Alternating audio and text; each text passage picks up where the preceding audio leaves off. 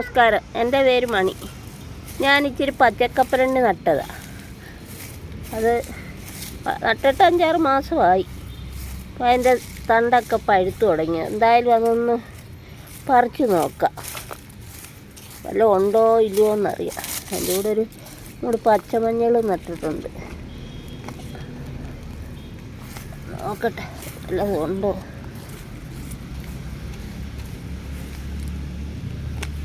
ഒന്ന് കുടഞ്ഞിടാം.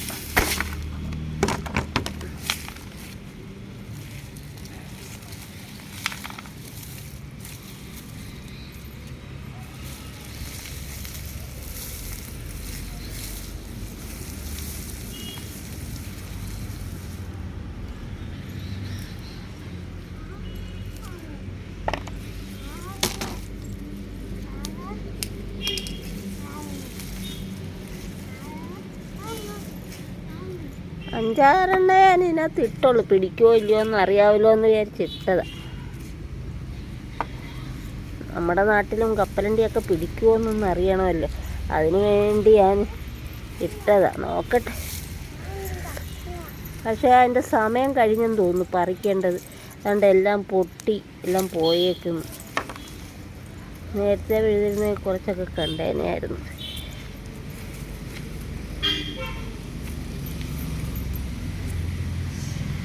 അത് കണ്ടോ, പൊട്ടി.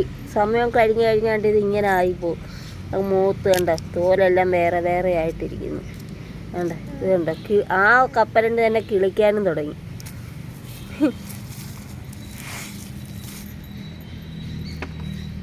എന്താ കിളിച്ചു തുടങ്ങിയണ്ടേ. എന്താ എന്നിട്ട് ഉണ്ട് പൊട്ടി വിടർന്ന് അതിനകത്ത് തന്നെ നിന്ന് കിളിക്കാൻ തുടങ്ങി. ഇതിൻ്റെ സമയത്തിന് പറിക്കാത്തോണ്ടായിരിക്കും. വേണ്ട, കിളിച്ചു തുടങ്ങി.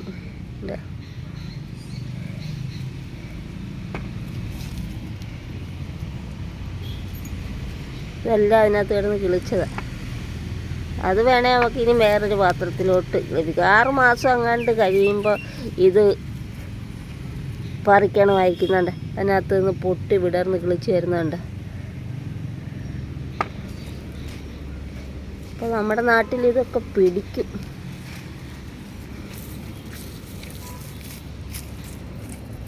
എല്ലാം പൊട്ടിപ്പോയി.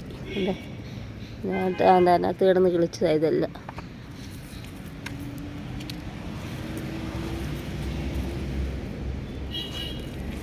ഏത് സാധനം നമ്മൾ നട്ടാലും അതിനൊക്കെ ഒരു സമയമുണ്ടല്ലോ.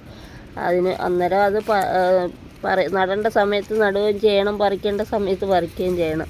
അത് ഗമനിച്ചില്ല, അവിടെ ഇരുന്ന് എല്ലാം പോയി. അല്ലെങ്കിൽ കുറച്ച് കപ്പലണ്ടി കിട്ടിപ്പോയേനായിരുന്നു. എന്നിട്ട് കിട്ടിയില്ല എന്നല്ലാണ്ട് ഇത്രയും സാധനം കിട്ടിയണ്ട. അതെല്ലാം കിളിച്ച് അതിൽ നിന്ന്. ഇനി അതങ്ങോട്ട് വേറെ നടാം.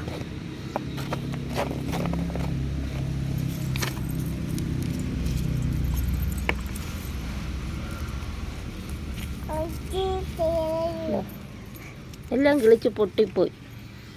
അപ്പോൾ നമ്മുടെ നാട്ടിലും കപ്പലണ്ടിയൊക്കെ പിടിക്കും. അപ്പോൾ എല്ലാവരും ഒന്ന് 10 കപ്പലണ്ടിയൊക്കെ നട്ട് നോക്ക് കേട്ടോ, പിടിക്കും.